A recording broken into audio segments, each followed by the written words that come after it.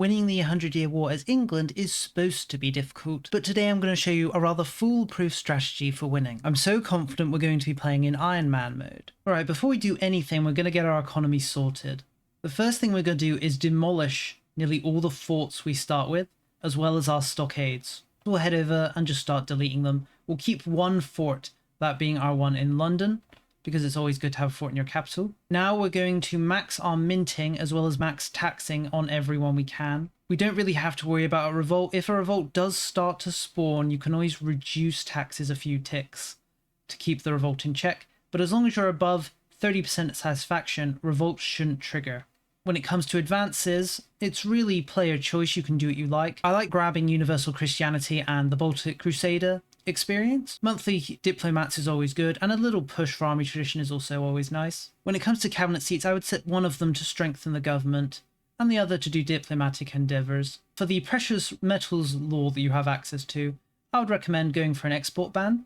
We do have a single silver location in our country in Barnstable, so by export banning we'll make some more money via minting, which is of course what we want. When it comes to legitimacy, I wouldn't rush to get your legitimacy maxed.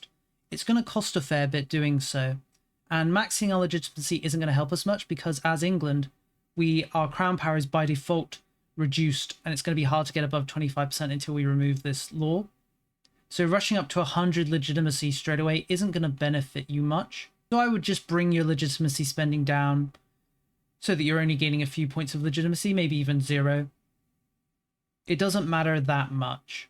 If you're lucky, you'll get a positive event which will just let you max your legitimacy anyway. Now, for reforms, it's really a choice between two. I like either diplomatic traditions for the diplomatic reputation buff, as well as diplomatic capacity, or feudal nobility.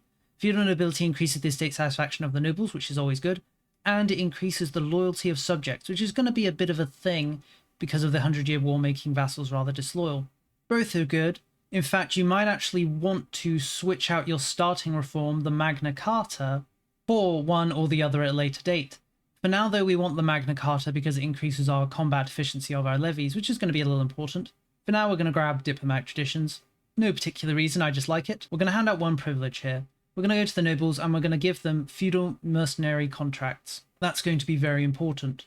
You may also want to hand out some privileges to the burghers, for example, control over monetary policy, just to decrease the rate of inflation growth, control over coinage, which will counteract the effects of banning precious minerals because it reduces the output for silver by 5% and gold, but we don't have any gold obviously. And control over coinage will essentially just counteract that. You can also hand out treasury rights, no reason not to, increases tax efficiency.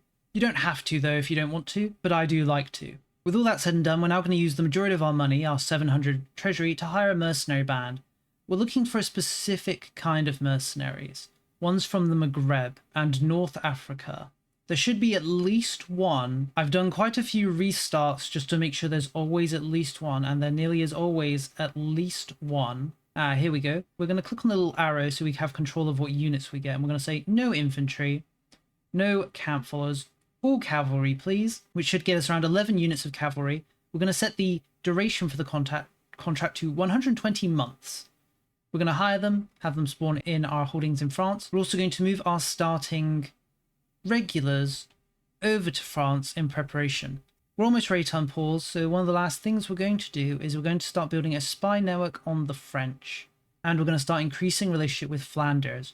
Flanders has an event which can cause them to become very disloyal and switch to us as a vassal fairly quickly and early on. We'd like that event to trigger, but even if it doesn't, it's not the end of the world. Now we're going to unpause and wait for the 100-Year War to start. Here comes our Robert of Artois event. You may want to pin him, the titular Robert, because there are a few events related to him, and if he's alive during the 100-Year War, we can actually use him. But if he dies, again, it's not the end of the world. Now, the 100-Year War starts in earnest.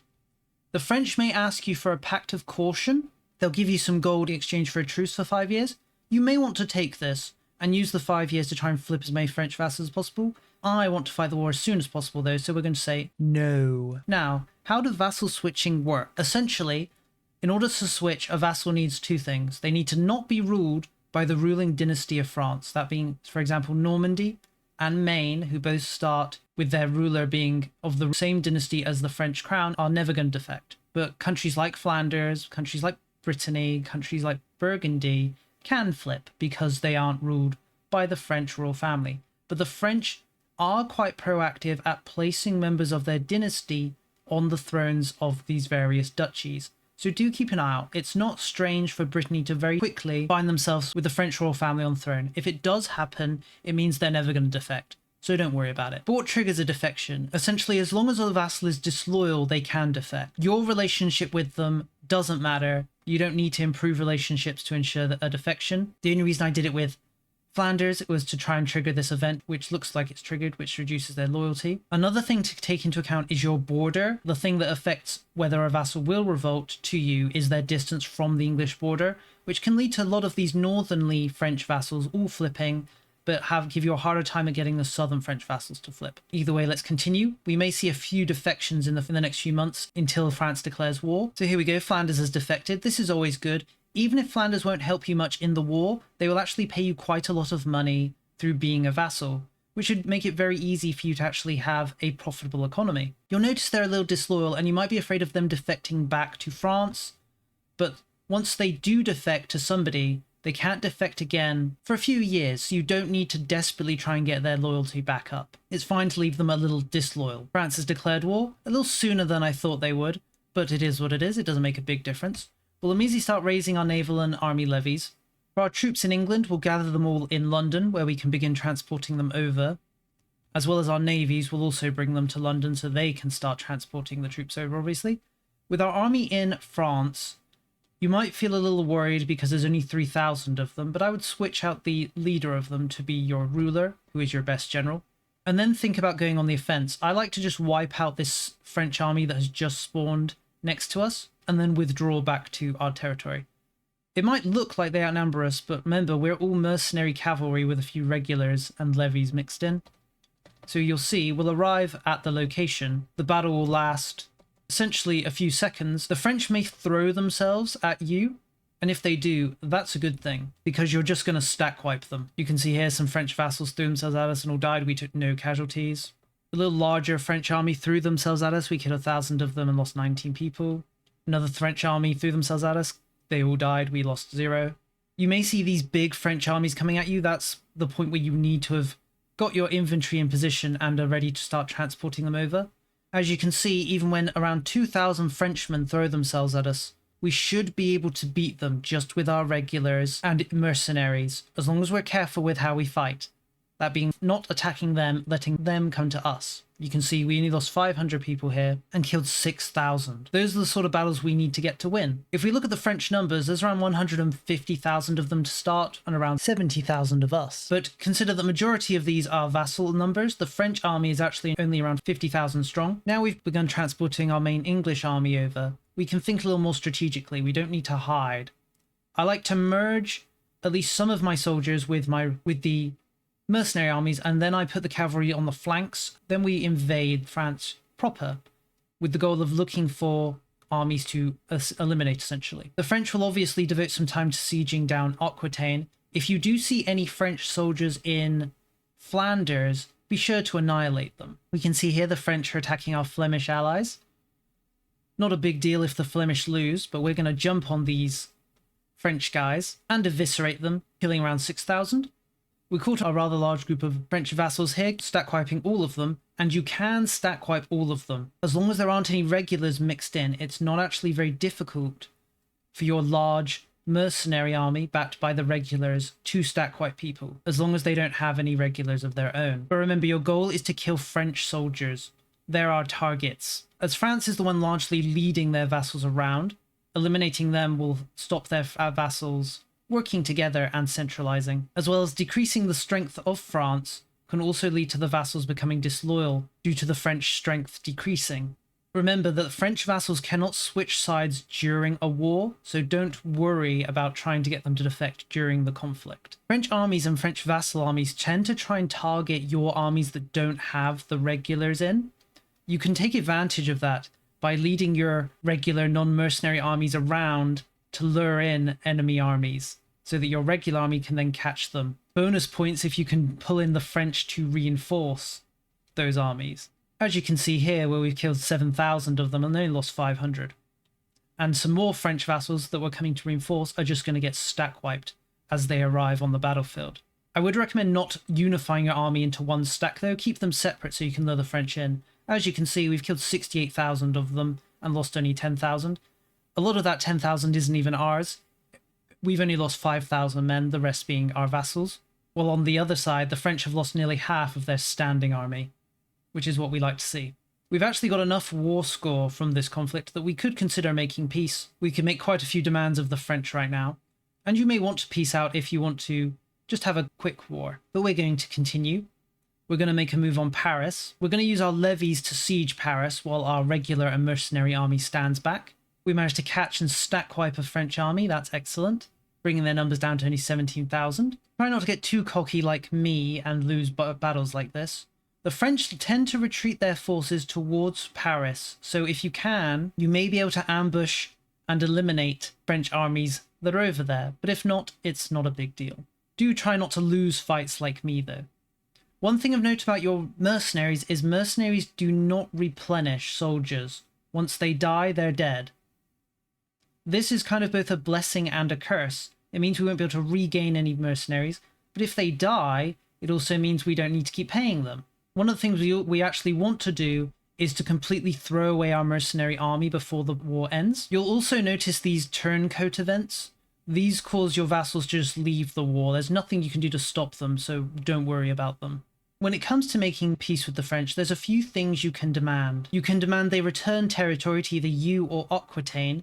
Returning territory to you is nice, as it will increase the size of your border. If you gain land that is cores of Artois here, you can actually get an event which causes the entire county to come under your control as a vassal as long as Robert is alive. So with that in mind, you can think about only taking a single core or a single location from Artois, preferably the cheapest one, considering the rest of the land, as long as Robert is alive, is going to switch to your control. Outside of that, you can think about transferring French vassals to your control directly. This is a very cheap way to get some of the stronger French vassals that are going to be nearly impossible to get to defect. Take Brittany. The French have put a member of their family on the throne, so they're never going to defect now. Same with Normandy, as mentioned at the start. So you could just steal those vassals for yourself. It's going to be fairly expensive, and unless you're willing to fight a long enough war to achieve that, it's going to be unlikely. But it is an option. When you are ready to make peace, I would recommend making sure your mercenaries are dead, so you don't need to continue paying them. You'll know they're completely destroyed because you'll no longer have their costs listed in the economic tab. That way you won't need to keep paying them for the 120 months we originally hired them for. Personally, I don't like dragging out this starting war very long. I like to basically fight for a year and then make peace, because remember, when we're at peace, the French vassals can potentially defect. So the goal really is to do as much damage to France as possible, then peace out as fast as possible, so that we can begin benefiting from the end of the war. We're going to return a little bit of Aquitanian land here. We're mainly looking at locations with forts to return to Aquitaine, whereas we're also taking most of our core land up here. I probably shouldn't demand as much Artois land. We only need a single location for them to switch to become our vassal. Robert is still alive, so we'll take somewhere valuable like Amiens, which has a fort, and then that'll be that. And there we go. Pretty easy conflict. We honestly didn't do as well as I've done in some other runs. Sometimes I've been able to completely annihilate the French army, bring them down to 0, but I guess 100,000 kills to 20,000 deaths is an acceptable exchange. Here's that event I mentioned before. Because Robert is live and we have a single location that belongs to Artois, we can choose to make him the Lord of Artois. We can choose to keep Calais for ourselves, or to let him have all of it, or just say nothing. We're going to pick the top option. This will lead to the current county of Artois, who is a French vassal, becoming our vassal. And there you go.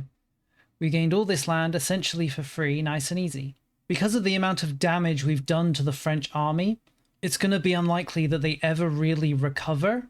So really, the 100 Years' War is a bygone conclusion now. If we really wanted to in future wars, we could hire more mercenaries, but we honestly won't need them now.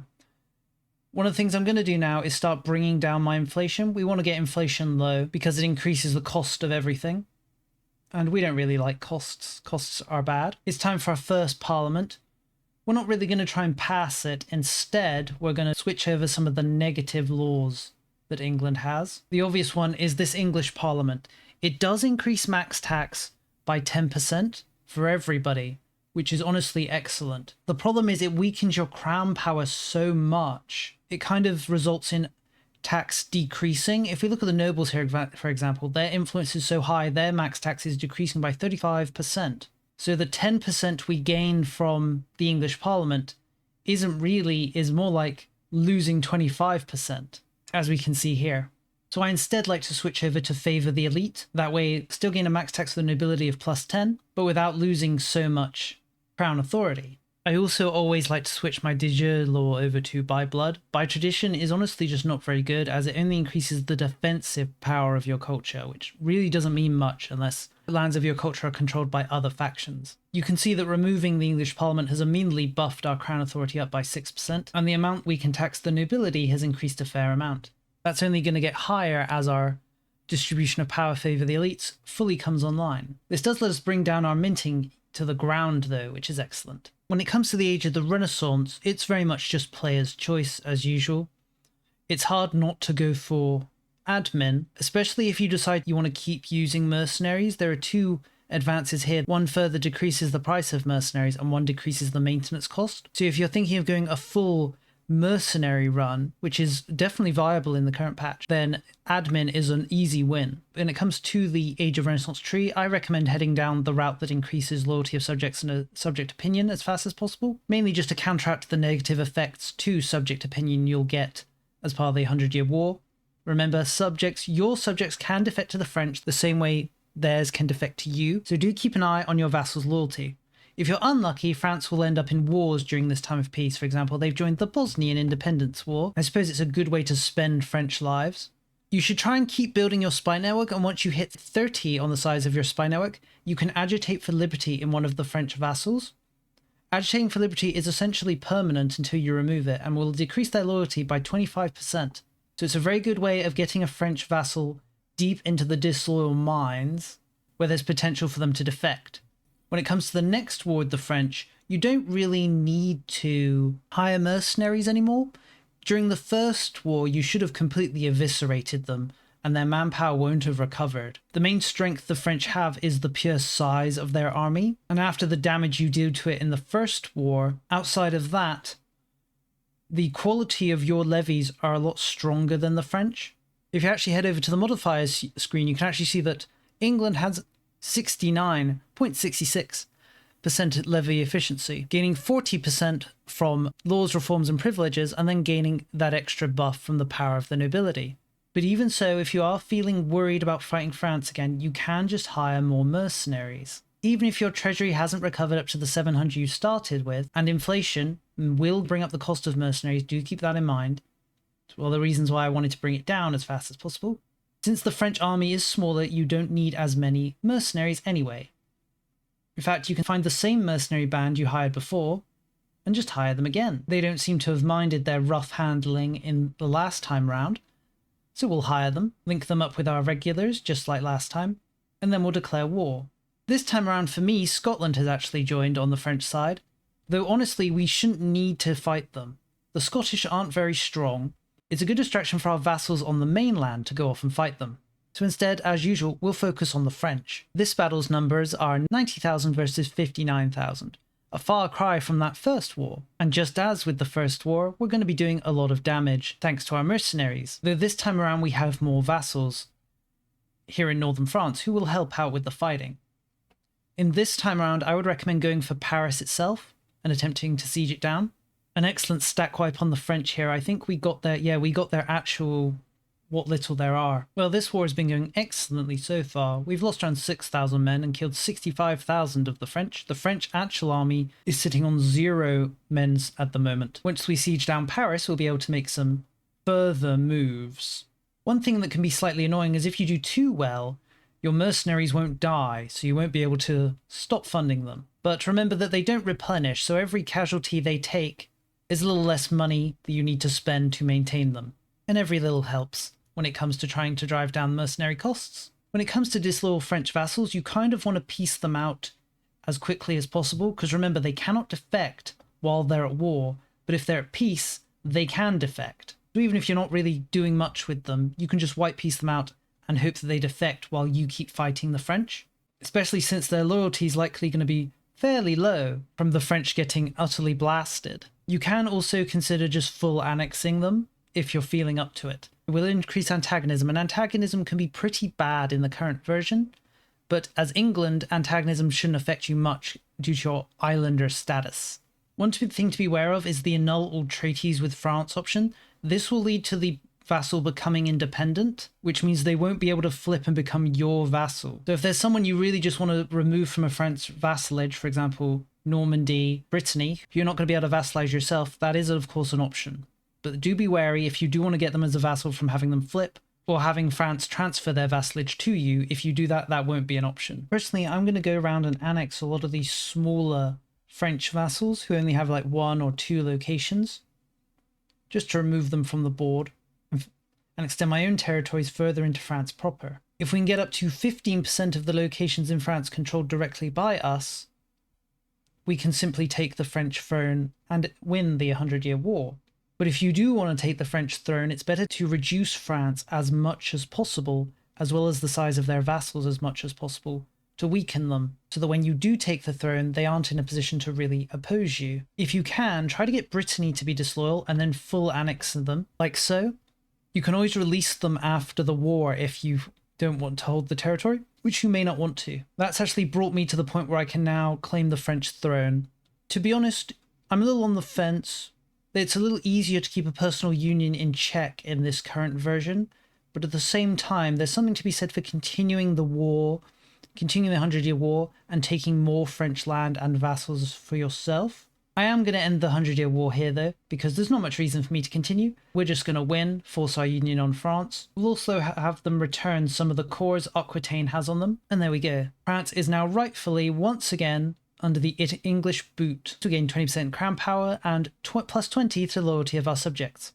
In a remarkable turn of events, the King of England has emerged victorious in the long and bitter conflict known as the 100-Year War, which has only lasted 10 years. So not that long and not that bitter, although I suppose a lot of French people died, so maybe it is quite a bit bitter. Not for me though. If we tally up all the casualties of the French, it was around 150,000, while for us it's around 40,000 total. Not all those casualties were ours, but either way.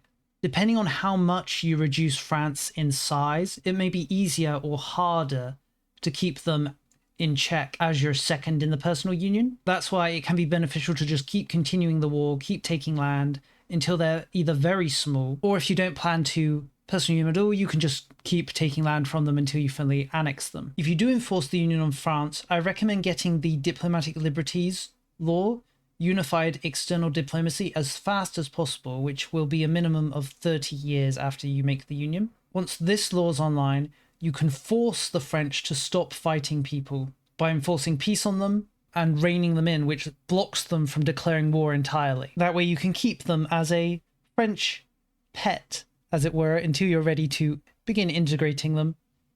If you even intend to integrate them, it can be useful to just have France as an attack dog to spread your English power on the continent. For now though, I think I'm going to call the video here. If you are having trouble fighting the French in that first war, my recommendation is to put your army in one of the 2 starting locations here, that being your mercenary army. Then waiting for the French to attack them, and just as when they do, have your levy army that is inside your navy, have them immediately transport over troops to reinforce the battle. The French will only be able to beat your mercenary stack with pure numbers, so if you reinforce them, it's unlikely they'll be able to be defeated. I would also recommend hanging around your territory in that first war and trying to take fights directly adjacent to it until you really whittle down the French numbers.